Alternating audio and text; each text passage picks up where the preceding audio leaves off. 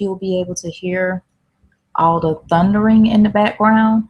But yeah, it's storming. So far, I have lights. So far, I still have the internet. So we're going with it. Thank you for joining us for another edition of the Missy Show. It's Sunday, April 30th, 2017. And we're still your premier source for fun and informative pet topics. I'm your host, Jay. Speaking of thunder, speaking of internet and lights, Dee is currently without power or the internet right now. So unfortunately, she's not going to be able to join us on this broadcast. I was talking to her via text right up, until right before we started the show. So she's kind of just sitting in the dark right now. And I think we're also kind of like under a tornado warning or tornado watch. So I'm still good over here on my side of town for right now. So I'm going to try to, get through as much of the show as I can. So if we lose a signal or anything happens, I apologize. But once again, as it usually always is when we're trying to go on live, the weather's bad. Sorry about having to reschedule it. We were originally scheduled to go on yesterday at 5, but some things kind of came up. So that's why we put it to today. So the topic of today's show is insect politics. Do insects or should insects have the same rights as animals? But before we get off into that, like we normally would do, I want to give out the answers to Friday's pet trivia questions. I posted some cardinal trivia questions on this past Friday's blog post because while I was at work, I think that was Thursday, just the day before, something like that, Wednesday or Thursday, I kept having this interesting interaction with a beautiful red cardinal, while I was on my lunch break. So that cardinal motivated me to do some pet trivia on cardinals. So here we go. The first question is, let's see here. Is it illegal to own a cardinal as a pet? True or false? And the answer to that is true. It actually is illegal to own a cardinal as a pet. This wasn't something that I knew, but I guess maybe I shouldn't be surprised by that. But I would think maybe with all, wild birds, meaning birds that aren't parrots, parakeets, things like that, I suppose it's illegal. Once again, I don't know if you guys can hear that thunder, but we're persevering, going on through. The next question is only male, I'm sorry, let's see here. Yeah, true or false? Only males exhibit the bright red plumage that we're used to seeing with cardinals. And that answer is true. Yes, it is only the males who have that bright coloring to them. So when you see a red cardinal, that is a male bird you're seeing. Now here, let's see. Is it true that only female cardinals sing? And the answer to that is false. Both the males and the female cardinals can sing, but the female normally sings longer and in a more complex melody. And I had another one. Oh, and what is the average lifespan of a cardinal? They can live up to 15 years. So hopefully you guys got most of those answers right, because I know prior to my research about them, I had no idea about a lot of that stuff. So stay tuned for more pet trivia. We'll probably have some more in this upcoming blog post, probably on Friday. Okay, so let me also let you guys know when our next episode is going to be. The next show is going to be May 13th because for right now, we're still doing a show every other week. So we won't have one this upcoming Saturday. So, yeah. That thunder's loud. Okay, keep going. May 13th, our episode is going to be Animals and Astrology, the Chinese Zodiac. And I guess I can go ahead and let you guys know what's coming up beyond that. Then on May 27th, we're going to have, the show is going to be entitled The Fur Industry, Commonly Affected Animals. June 10th, we have Big Cats, How Much Do You Know? And June 24th, rabies, protecting yourself and your pets. Now, once we get into July, we don't have those like scheduled right now. That will be when our Christmas and July episodes will return. So those episodes will be announced. So we are scheduled up through June 24th at this point. And all of those, as far as I know, as of right now, they're still scheduled to be on Google Hangouts, and they'll still be at 5 p.m. Central, but if not, we'll let you guys know. Okay, so let's get into today's episode about insect rights, and do they have any? It seems to be an issue of whether insects can feel pain. We kind of assume that they wouldn't have emotion. So another thing we would have to go into next then would be, can insects feel pain? Because if they can feel pain, then that kind of ties into, whether they have rights as far as mistreatment of them. What I wanted to do first was define what is pain. I got this off of thoughtcode.com, and I'll provide links to all this information at the end of the episode on our Google Plus pages, Facebook and Twitter. Here it says that pain by definition requires a capacity for emotion.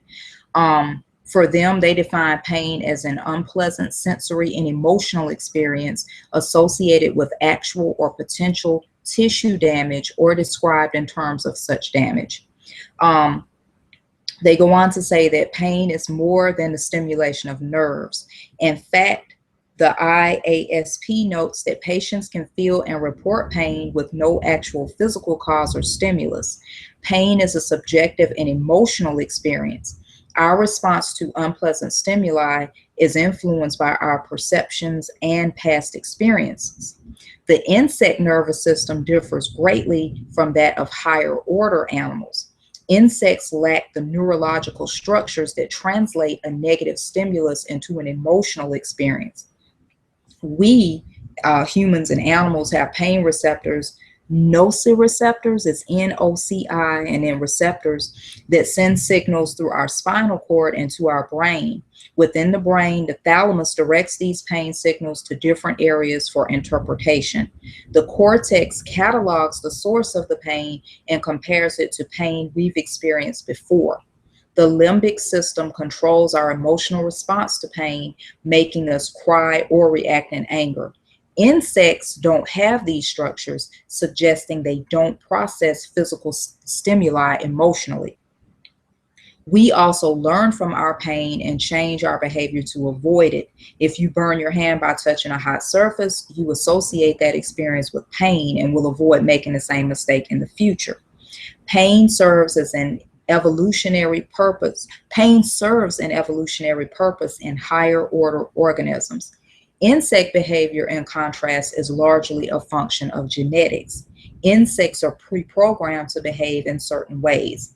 The insect lifespan is short, so the benefits of an individual learning from pain experience is minimized. So based on what this website is saying, they don't seem to feel that insects can feel or process pain in the same way that we can. So basically, when you're squashing a bug, according to them, they're not in as much pain as you would think that they should be in, say if our leg was crushed or something like that. Here now on this site, and I have another site that differs, they say insects don't show pain responses. They say perhaps the clearest evidence that insects do not feel pain is found in behavioral observations.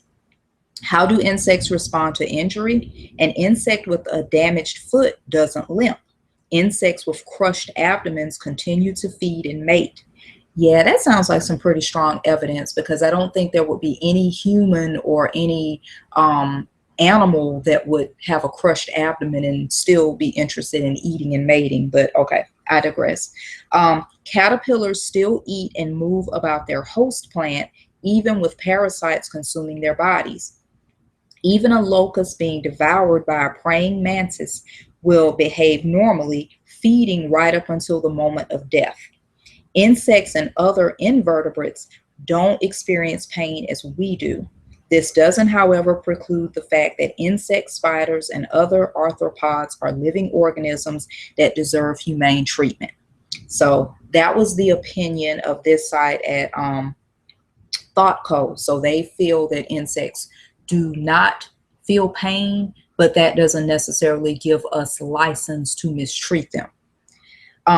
Another site that I was on, this is animalrights.com, and they were saying, let's see here, let me go to the part I want to get to. Now, they give a little bit of evidence that perhaps insects and other invertebrates can show or exhibit a little bit of a pain response. And before I go into that, they were also saying how insects can show a certain amount of intelligence in a limited way. They were saying that spiders are known for their skills and craftiness. Whether this can all be dismissed as instinct is arguable. And they also, this was really interesting, they were talking about how bees can learn in a limited way. When offered a reward from a perch of a certain color, they return first to perches of that color. They also learn the location of food and transmit that information to their colleagues. The learning, however, tends to be highly specialized and applicable to only limited domains. Now, this article goes on to say that in addition to a primitive mental life as described above, there is some evidence that insects can experience pain and suffering. The earthworm nervous system, for example, secretes an opiate substance when the earthworm is injured. And we know that we have that too as humans. Similar responses are seen in vertebrates and are generally accepted to be a mechanism for the attenuation of pain. On the other hand, the opiates are also implicated in functions not associated with analgesia or, the relief of pain, such as thermoregulation and appetite control. So the earthworms aren't just secreting it in situations where it seems like they should be in pain. They're also doing it in other situations. So that could knock that theory. Nevertheless, the association of secretion with tissue injury is highly suggestive. Earthworms, now here's another thing in support that they can potentially suffer or at least potentially show signs of suffering. Earthworms also wriggle quite vigorously when impaled on a hook. In possible opposition to this are other observations. For example, the abdomen of a feeding wasp can be clipped off and the head may go on sucking, presumably in no distress. So here they're sort of saying the same thing that the previous article was discussing, that things that a human or an animal could not survive, or we would be in excruciating pain, insects can still kind of, keep on trucking or whatever, because there's no way we could have a part of us clipped off and just still be able to go on and so nothing happened. Now in this article, they go on to describe 3 criteria for deciding if an organism has the capacity to suffer from pain. Number 1, there are behavioral indications, which is what we discussed. Do they show some type of distress, when they've been injured? Number 2, there is an appropriate nervous system, which goes into what the first article was talking about, where they were saying that they didn't feel that insects had the even type of nervous system that could process pain the way we can. And number 3, there's an evolutionary usefulness for the experience of pain. And once again, that also ties into the first article where they were talking about how insects' lifespans are so short that it wouldn't even really make sense for them to learn anything from pain. Like for us, if we burn our hand on the stove, we're like, okay, we're not doing that again. It's like for insects, they typically die so soon, it's like that there's no evolutionary purpose for them to learn from pain. Let's see. Beyond that, the article now says that they're equipped to tackle the issue of insect rights. And they say, first, one might argue that the issue is not so compelling as for other animals because industries are not built around the exploitation of insects. But actually, we find that there are industries built around their exploitation, just like with animals. Large industries are built around honey production, silk production, and cochineal carmine production. And of course, mass insect death results from our use of insecticides. Um, I had to research about the cochineal or carmine or carmine, I don't know how it's pronounced, production. And that's actually where you have these insects that they produce this red dye, or when you crush them or take them through a certain process, you can get reddish colored dye that's used for food coloring, you know, and coloring other things. And I think there was a thing one time where they were talking about I don't know if this was the type of insect that they were saying that Starbucks was using to like color their strawberry flavored like frappuccinos and stuff. So don't quote me on that, but I think but I know these insects are used in like food coloring. So so some people could argue that that's an industry where these insects are abused, you know, because they're being killed and everything just for the purposes so we can color our foods and color gelatins and different things like that. They were going on, because I came over here to Wikipedia because I didn't know really anything too much about these insects, but I'll post something on here, something I wanted to read to you all in particular about them and how they kind of, you know, get the dye from them and stuff. But basically, there's no way that they could survive that. I'll just put the link on here. But when I read about that, I was just like, whoops, no, there's no way. Because I was thinking maybe there was some type of way that they could extract the dye from them and they survive the process. But nah, that doesn't happen. But anyway, back over here to the other article. Let's see. What do I want to say?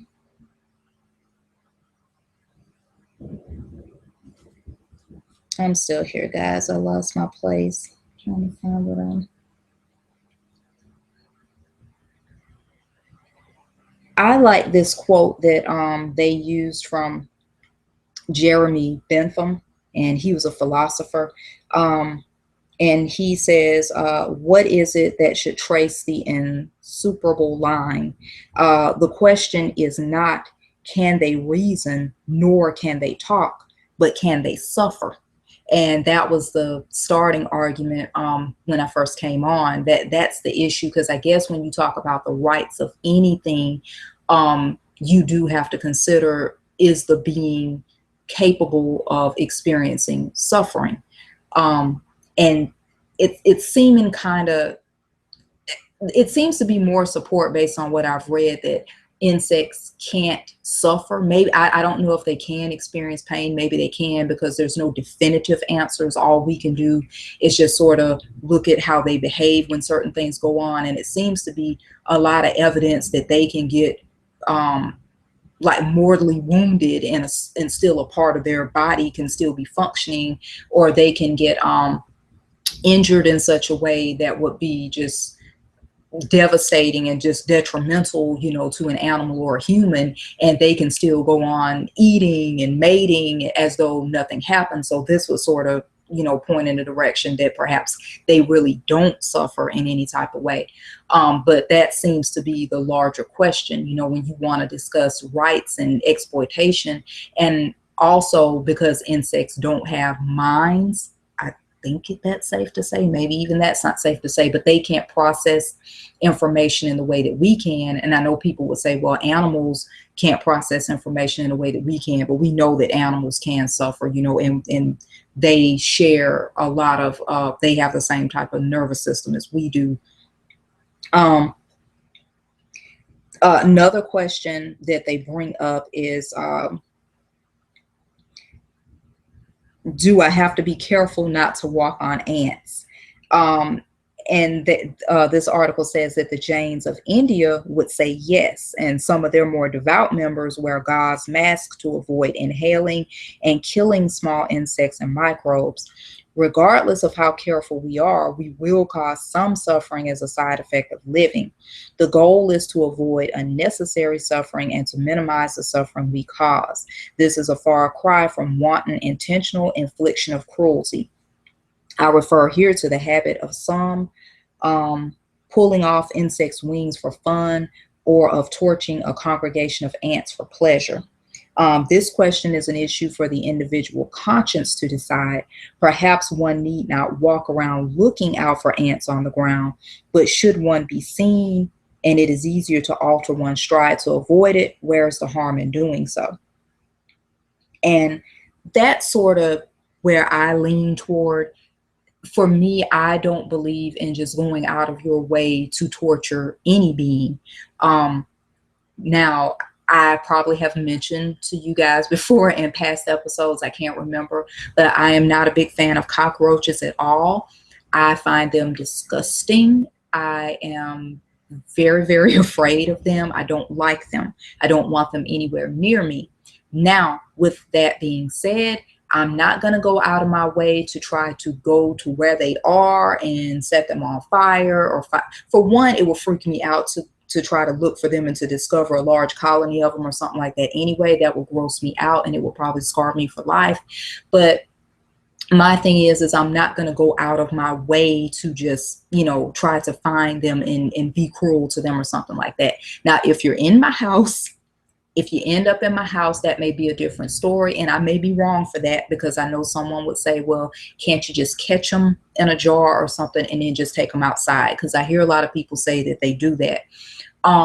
For some insects, that might be a possibility. But for them, I think, and this doesn't justify it, but I think my emotional response would just be too strong for that. And I think the fear would take over and I would just be like, I need it dead. I need it dead.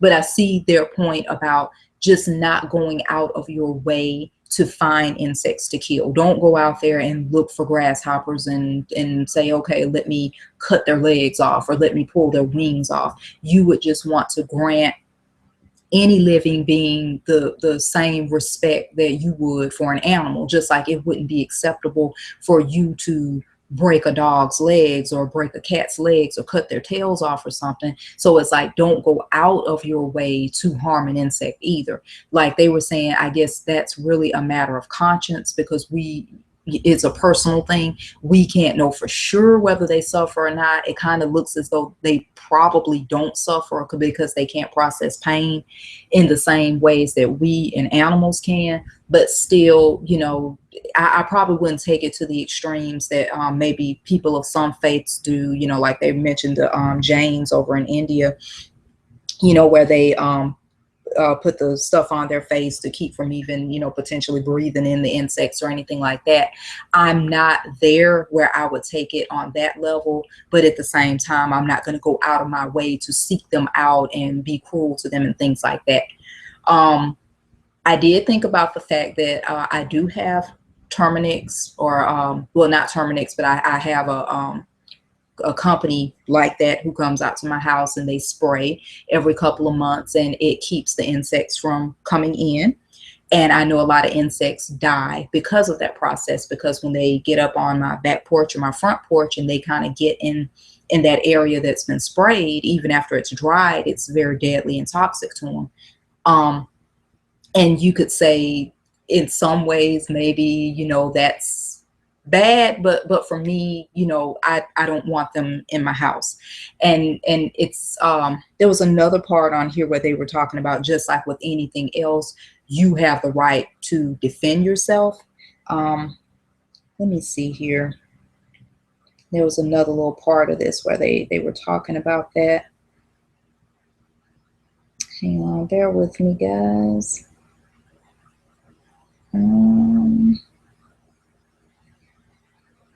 Let's see. Yeah, let's see. Enfranchising insects does not mean it is never justifiable to kill them. As with all threats to a being, the rule of self-defense applies. If insects are threatening one's well-being in a non-trivial way, animal rights philosophy would not assert that it is wrong to eliminate them. Pesticides and herbicides are often used for mass destruction of insect populations. While this might be defended on the self-defense principle, one should be aware of the significant adverse impact on the environment, on other non-threatening animals, and indeed on our own health. So that's another whole thing about the, spraying of the crops and stuff, because, from what I hear, that's not good for us. But I also see the point of the farmers and the people who do it, because they feel like if they don't do it, the insects will destroy the crops. We need the crops so people can be fed, yada yada yada. So that's I guess that's you. Everybody's going to have their own personal take on that. But yes, I will, as of now, continue to still get my house sprayed, things like that, because I don't want roaches in my house. I don't want certain insects. But like I said, I'm not going to go out of my way to go on this campaign of just destroying insects and seeking them out. And, you hear about these mainly probably little boys, just being bad and, setting ants on fire and, pulling wings off insects and things like that. So no, I don't believe in just going out of your way to find a way to be cruel to any, creature. But I'm kind of down with that self-defense part that, I don't want you in my space. But on the other hand, I do acknowledge that when we come out here and we build up subdivisions and we build these houses and we're cutting down trees and all that, just like with certain animals, we're sort of infringing on their space, because they were probably out here too, because like in the subdivision where I live, of course, this was all very wooded before anything was built out here. And I'm sure there were all sorts of critters and things. And I mean, we even saw an armadillo when the subdivision was still kind of new, and we still had more trees and stuff. So of course, just like we're infringing on the animals and kind of pushing them out of their natural habitat, I suppose we're also doing that to an extent with insects. So I can see both sides of it. On a lighter note, there's this other site that I found, and at first I was like, can this be real? And I sort of figured it had to be a parody site, but at first, they didn't really give an indication that it was, but some of the articles and the news on it sounded so ridiculous. But it's the Society for the Prevention of Cruelty to Insects. And it's called Welcome. It's SPCI online. And I just have to tell you guys some of the news stories that they have on here, and it's just so crazy. And I was like, I know this can't be real. And it's like they have a Facebook page and they have some other pages. But some of the news stories is pregnant aphid drowned. Can you help? Beetles forced to eat excrement to survive. Reality TV causes untold suffering. Flea circuses must be banned. Lice rescued from heads of ugly children. Now that was the one where I was definitely like, okay, I know this has got to be parody, has to be. Spider forced to live in glass jar. Mosquito persecution continues unabated. Cockroaches seek new life in UK. Man slaughters aphids with insecticide. So I mean, it was just so ridiculous. But I guess on the other hand, it's just the fact that I found it ridiculous. It just automatically tells me that, like most humans, I don't feel, I guess, that insects have the same rights as animals. And I guess that's something that I need to really think about. And I'm not totally sure how I really feel on it. I can be honest and say that I don't, because there's not a lot of evidence that they do suffer in the same way that an animal or a person would. I am more apt to say that I'm not as concerned about their rights. And I know that sort of makes me sound like a horrible person, but I think the average person is not as concerned about that. Because then I was reading something else where they were like, at what point do you draw the line? How far do you take it? Because if we're going to extend rights to insects, at some point, are we going to have to extend rights to artificial intelligence? Are we going to extend rights to computers? I was reading something about thermostats, and they were like, thermostats actually react to change. If it gets too hot, or gets too cold compared to where its setting is, it reacts to that. At what point would it just become overly ridiculous? So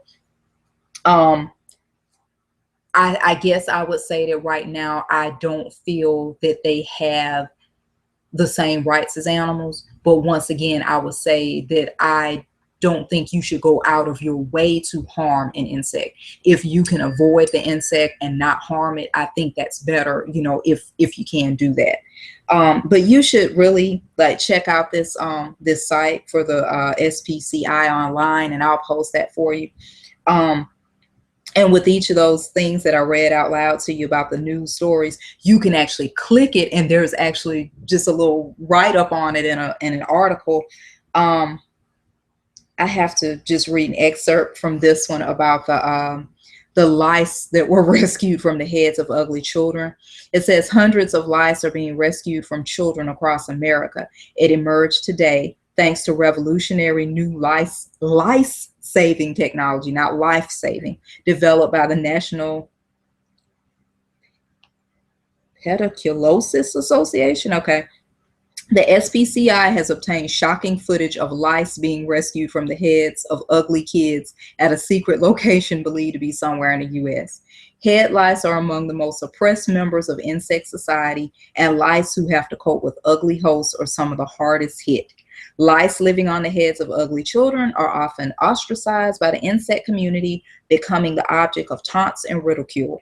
Such lice often suffer from low self-esteem and serious depression, and suicide attempts are not uncommon. So I'm gonna cut it off there, and I think you guys should read it if you just want a little laugh or whatever. But ultimately, as me and Dee always say, it's up to you to decide for yourself. So we just, you know, present, you know, the facts to you, and let you guys, you know, kind of read over where we got some of our information. And of course, continue to do the research for yourself, and first and foremost, follow your conscience, you know, do what feels right for you and what's best for you. But this was just a topic that I always kind of wanted to do. And I think there's a line from The Fly, that 1986 remake with Jeff Goldblum, where he says a line or something in there about insect politics. And that kind of always stuck with me. And I kind of thought about that, you know, off and on. I would kind of think about, you know, well, should insects have the same rights that, you know, animals have or whatever? So ultimately, it's up to you, you know, just kind of take it, do with it what you will with the info. I want to thank you guys for tuning in to another episode of the Missy Show. And I'm also thankful that I did not get blown away and the thunder has died down. All that good stuff. I'm gonna check on Dee and make sure she's still okay. She really wanted to be on this one with me, and you know, she told me to let you guys know that she was sorry she wasn't able to be here, but hopefully she can join us on May 13th when we're doing our animals and astrology. That'll be a lighthearted one. You know, we're kind of going to be exploring the Chinese zodiac and what animals, you know, consist of that, what animals are a part of that. So thank you guys once again for checking out another episode of the Missy Show. I hope you enjoy the rest of your weekend. And for those of you who are down in the South and are affected by this bad weather, stay safe, and we will see you next time. Bye.